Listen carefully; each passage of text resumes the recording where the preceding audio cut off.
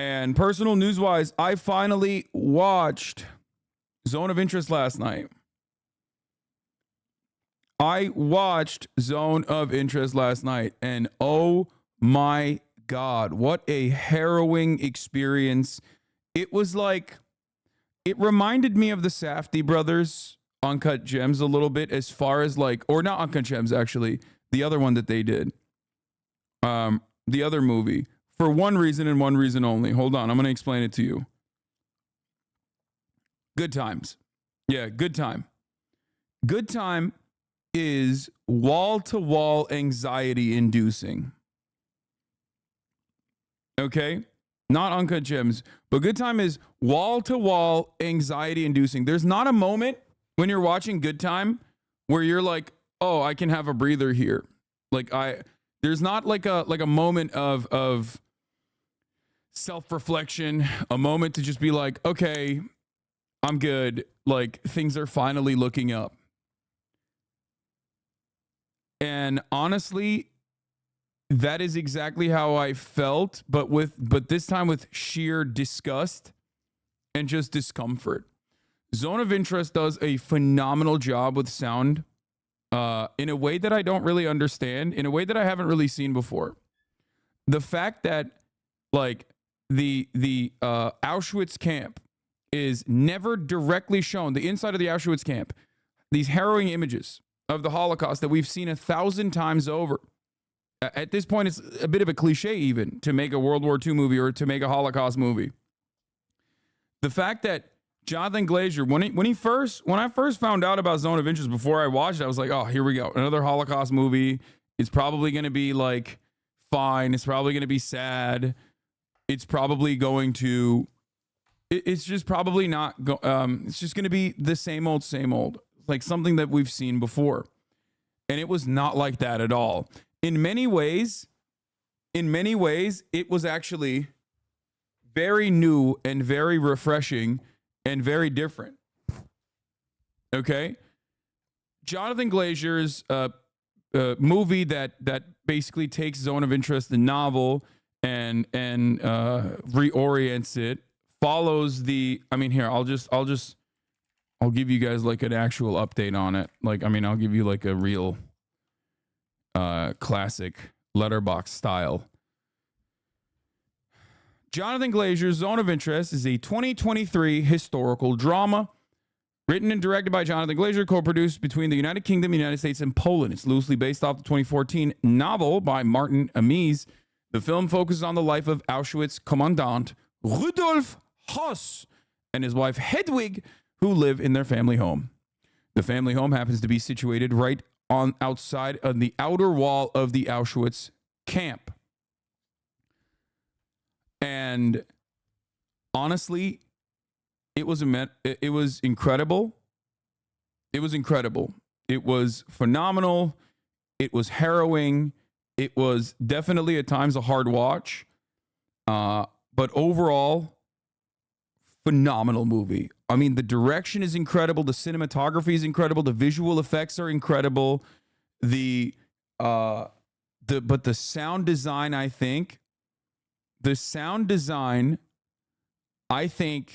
was probably one of the sound and the background was probably what made this movie into what it actually is. Because like I said, Holocaust movies are basically a cliche at this point. We've seen a million of them. There's phenomenal ones out there, obviously, right? And normally you see it and it's atrocities and you watch it and it's very sad. It's all this, it's sad. It's supposed to make you angry, supposed to make you sad. That's fine. That's valid. This, on the other hand, this movie never showed the inside of Auschwitz. You barely ever see any of the victims of the Holocaust. You see them briefly over the field as they're walking in a row, and that is deliberate for the record. It is totally deliberate. Like, it has to be deliberate. That's the whole point, because the movie is not about the victims of the Holocaust. The movie is about how evil thrives and how dehumanization works and how one, can turn not only a blind eye to the genuine cruelty, the metric ton of evil that you are watching. Okay? But also says, here's how you literally advocate for it in your own self-interest. It's not just about the banality of evil. It's not. I found it incredible. Like I said, it was literally wall to wall, anger inducing, like sheer disgust. It definitely made me get more mad that we didn't, punish the Germans more, for sure. Like that was my immediate takeaway. My immediate takeaway was like, why the fuck did we not punish the Germans more? Okay? This is unacceptable. Like it is totally unacceptable. 6,000 Nazis? No, so much more. There was a fuck ton more of punishments that should have been dished out. Did any scene stand out to you? Yes. The moment where, so in the movie, obviously, like Hedwig and Rudolf Höss are basically like a power couple. They are the perfect settlers. Okay, as you guys know, Nazi Germany had this attitude of like settling, Lebensraum, settling in the East. Their goal was to take over places and then settle in these territories in an identical way to what Israel is doing in the West Bank, by the way, which Jonathan Glazer also brings up in his Oscar speech that everyone mulled it over, even though he was based and also a phenomenal person in general. And so they build this beautiful house, this like the home of their dreams, right? They build the home of their dreams right next to the fucking Auschwitz camp, which Rudolf Höss is in control of, right? He's the commandant. And she has this idyllic countryside home. And when you think about it, if you can just like, if you don't know what's going on in the background, if you are just like living under a rock, if you're just completely oblivious to the Holocaust, maybe at first you look at it and you're like, oh, what a beautiful home. It has central heating. What a beautiful home. What a beautiful garden. It has a greenhouse. It has a pool. Right? They're so tidy and so aesthetic. Okay? And yet, something very nefarious is going on in the background, and it never stops. Throughout the movie, there is not a single moment where you are not aware of the presence of Auschwitz, which is really interesting. There is not a single moment where you're not aware of the presence of Auschwitz. Now, obviously, you can't see the smell. You can't sense the smell. We're watching. There's no smell-o-vision. But they do actually show how upsetting and unsettling the smell is. Not in a way that causes you to have a human reaction to it where you're like, what is going on here? The atrocity is out of control. Perfectly depicted, mind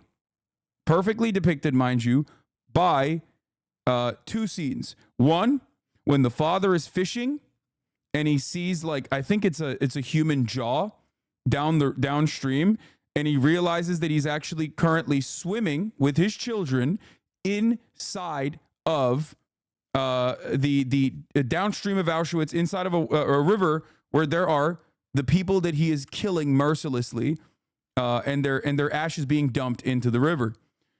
So this is not a moment of self-reflection for him, though. It's sheer disgust.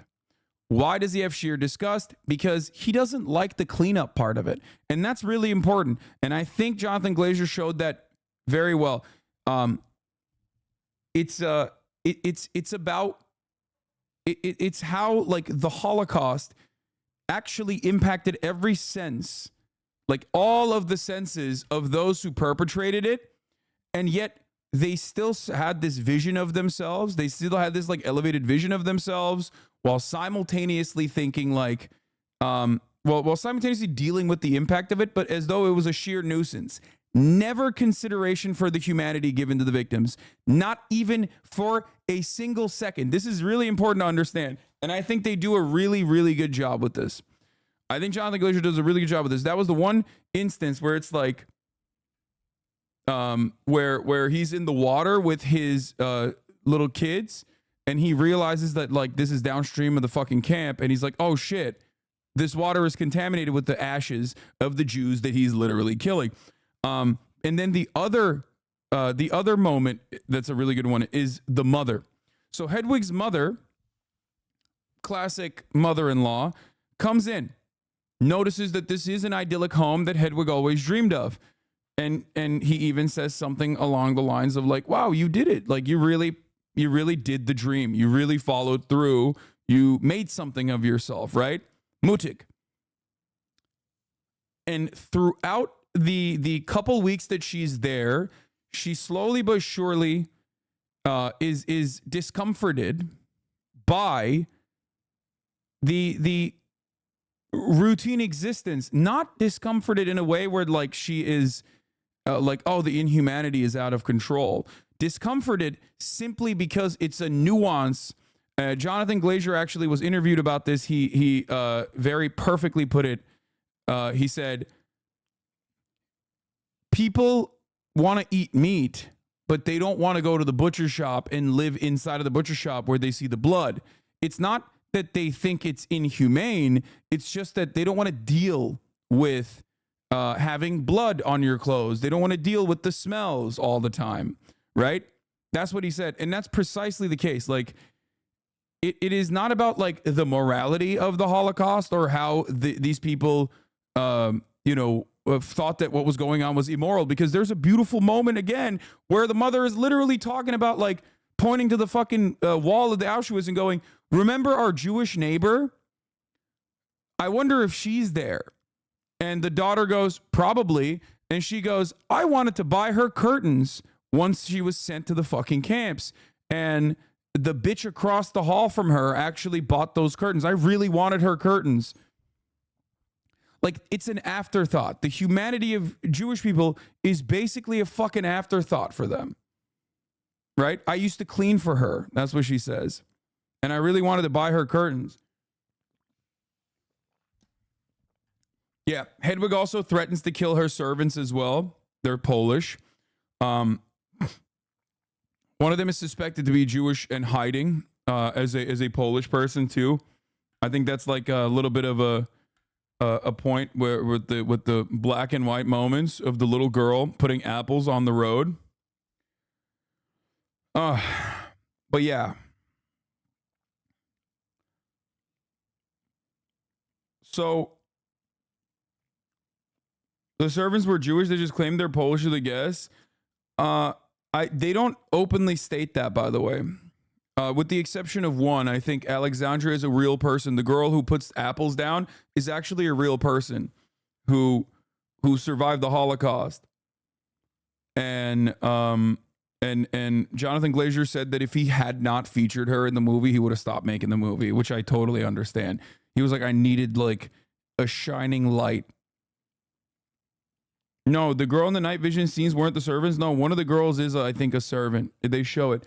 And the bike that they used and the dress that they used is literally her real dress.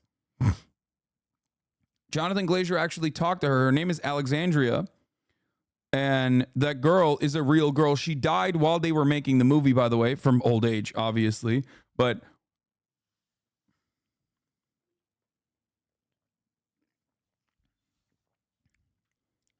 they say in my country, far from our sight, far from heart. Unless you see it, smell it, feel it, it isn't really real. Yeah, but this point, you have to remember, the point here, for the record, the bike that young woman rode in the fucking movie, in the black and white scenes, in the night vision scenes, is the real bike that the actual real human, rode during the Holocaust when she was dropping apples for the concentration camp for the Jews and everyone else in the Auschwitz concentration camp. That's a real person. She actually did that. There was also another really interesting part that I think he added on there, because it's still there can't be any fucking humanity in this at all, because although he put her in the show, oh, and the house that they filmed in was her real house, by the way.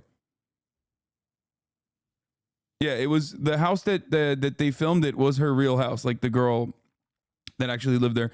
So, and the song she played on the piano was also a real song from a Holocaust survivor. So there are a lot of moments. There are a lot of moments of like little trivia, like I guess real instances, like of real atrocities that Jonathan Glazer added onto it. And there's another attention to detail, which I think is very interesting, where there's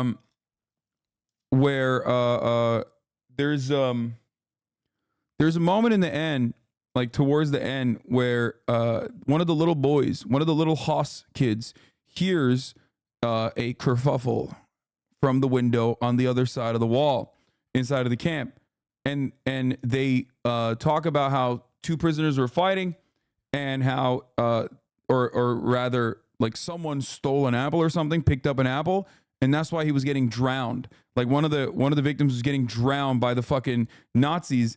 And I thought that was really interesting as well, because even like something that is objectively good and good act still led to the death of yet another person in the camp. So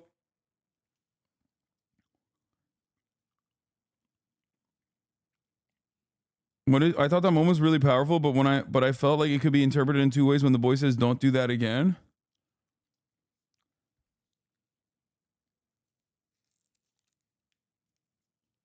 Just mute until the spoilers are over. It's what I do. What the fuck do you mean spoilers, bro? There's spoilers. The Holocaust happened, bro. What do you mean? 6 million Jews. That's not a spoiler. It's just what happened. Like Auschwitz is a real place, dude. What do you mean spoiling the fucking Holocaust? You can't spoil this movie.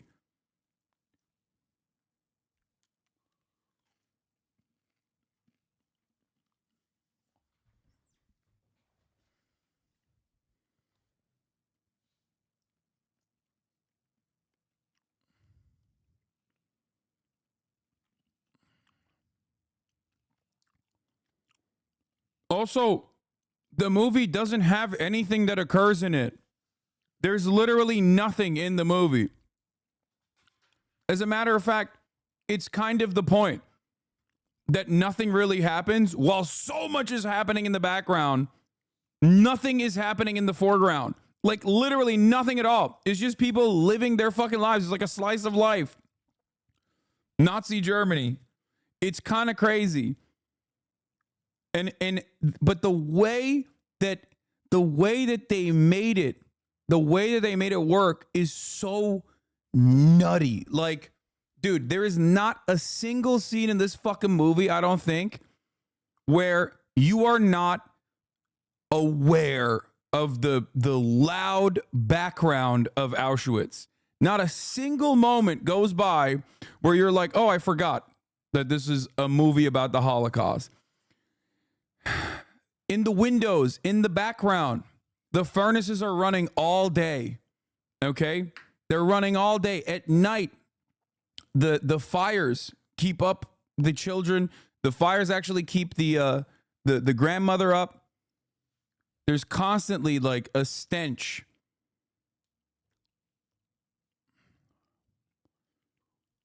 It's so overwhelming. Yeah, it's the loud mechanics of death that never leaves. There's like this industrial sound always, sounds of screaming. And it's really interesting because like the house is full of life. There's children in the house. There's a baby in the house. She's crying. And there are so many moments where you're like, is that the child? Is that the children having a conversation? Or is it actually, or is it, there's dogs inside of the camp and there's a dog in the house?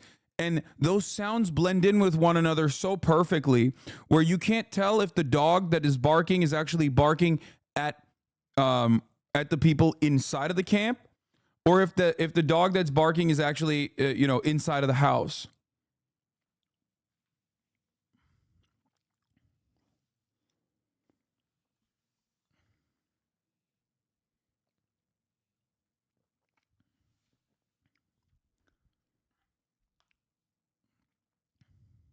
Anyway,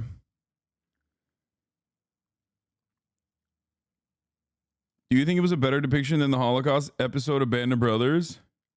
No, I think Band of Brothers was really good too.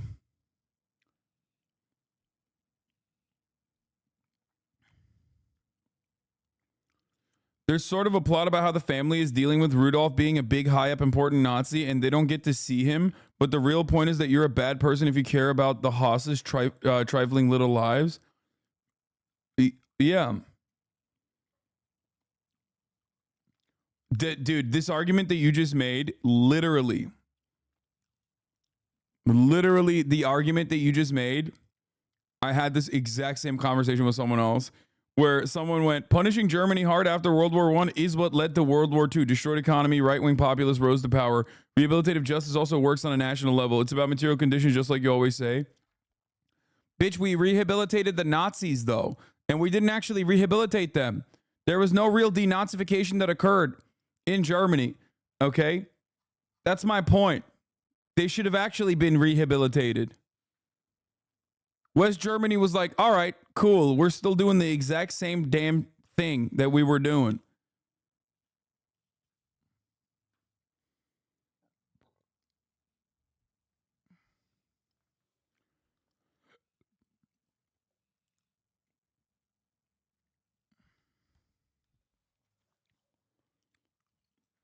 There was for the populace, not for the officials.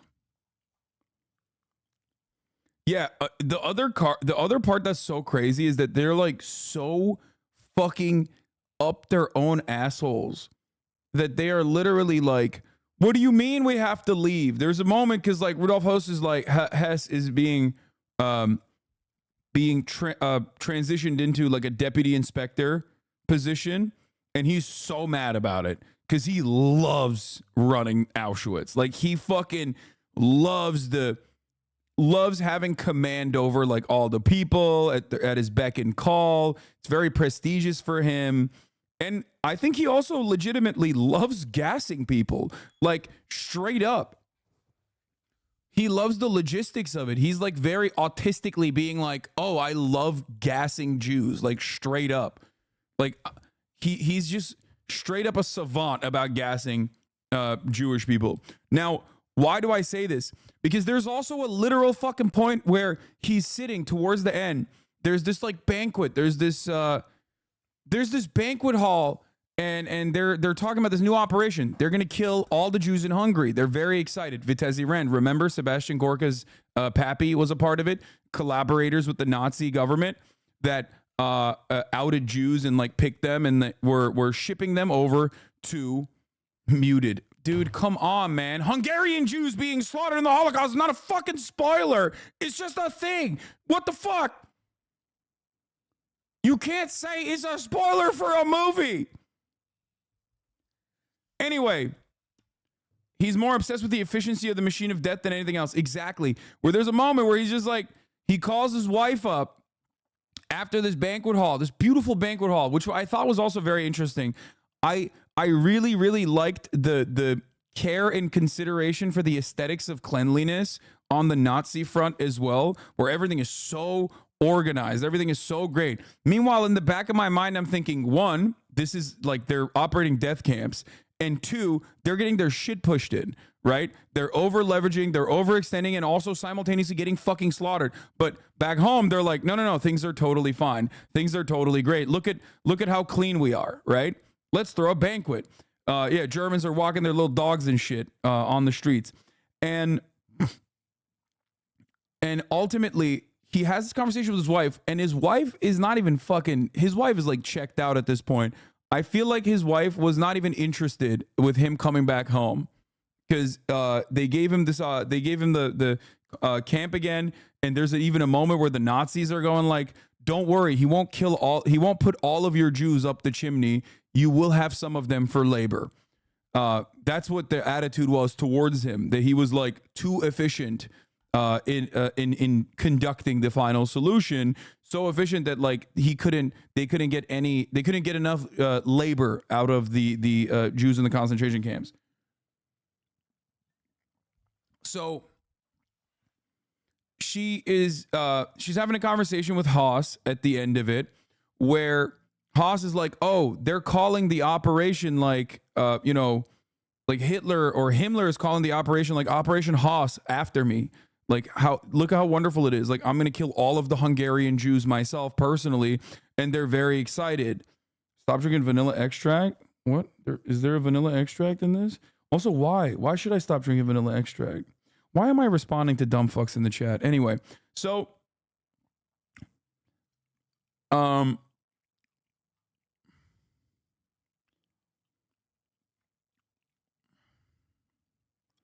maybe they were just joking. The movie staff wasn't there for all the filming. They set up cameras and left for more authentic fly on the wall filming. Yeah, I heard that as well. That's pretty crazy. Anyway.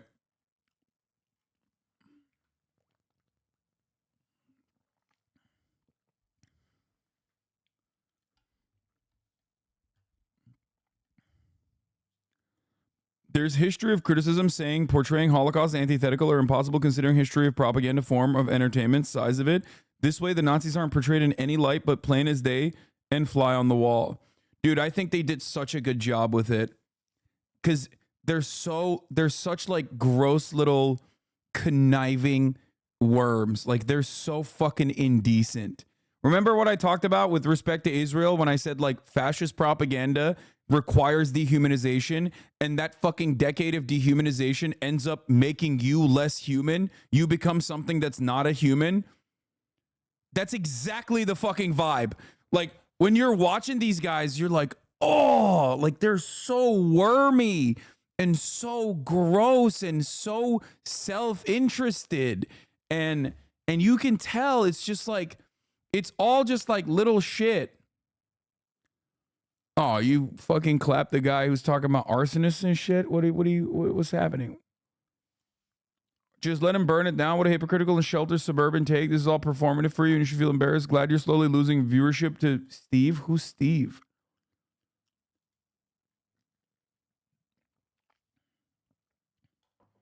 Oh, I forgot to mention. So his wife is checked out. He's talking about the banquet. He talks about how excited he is. And his wife is just like, why are you telling me this right now? It's too fucking late. And he goes, you know what? I couldn't even think of anything other than the fact that logistically how difficult it would be to gas every single person in that room because of the high ceilings. And that, I think, shows exactly what his attitude is, which is that he is just like, he just fucking loves it. He loves the logistical hurdles of killing people as efficiently as possible with gas.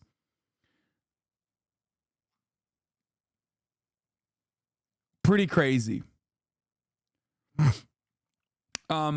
Anyway, overall, the final gagging moment, do you think when he was gagging was because he was realizing how shitty he is? I read a couple different things about that ending. Because it doesn't end with like it doesn't end in a way where there's like a great fucking ending to it. It just ends with history.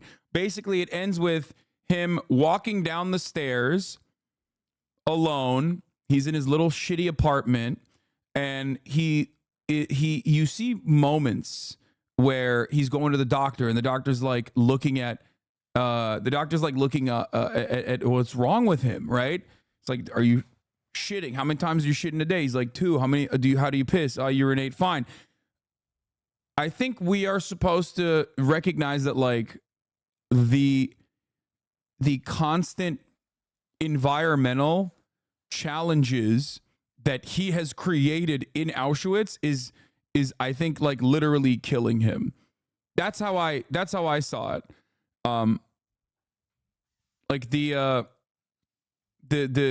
smell and the ashes that he's breathing in nonstop. Because there's a moment where he like there's a moment where he's like blowing snot out of his nose and it's like black. And that snot is literally the people that he's killing. Like that, those are ashes. Because this was like 24/7. They show that part really well. They show like how consistent the furnaces were running so fucking well. Yeah, in the river too with the jawbone. Yeah, exactly. So I think that overall they like it's either him dying due to the conditions that he has created, as he's like created one of the most efficient murder machines of all time, or it is, I guess what was I read something where they were talking about how like it's the difference between the body and the mind. The mind is telling you, the mind is trying to normalize all of the awful things that you're doing, but your body is like, you can't avoid it. Your body is literally reacting to it because it's natural. There's like this confliction. So because the body keeps the score, basically. Exactly. So your body is like trying to throw up, but his brain is stopping him from throwing up, which is why he's dry heaving. It's not the sheer disgust that he feels at all.